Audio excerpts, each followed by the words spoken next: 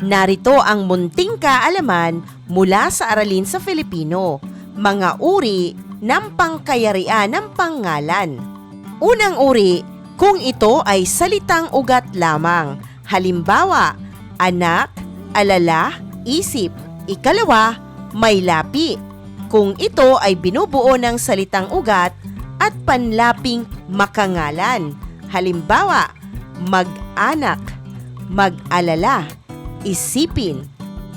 Ikatlong uri, inuulit. Kung ang bahagi o kabuuan nito ay inuulit. Mayroong tatlong uri ng inuulit na pangalan. Unang bilang, pag-uulit na di ganap o parsyal.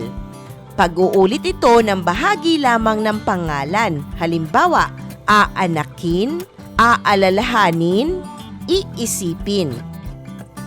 Ikalawang uri ng inuulit na pangalan, pag-uulit na ganap.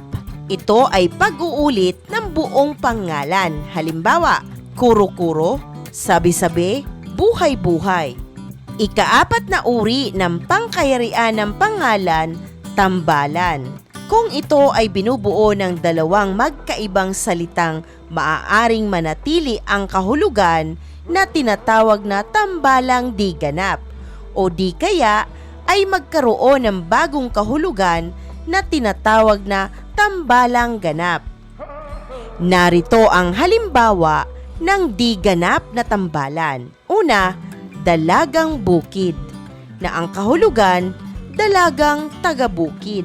Ikalawa, balikbayan, na ang kahulugan, bumalik sa sariling bayan.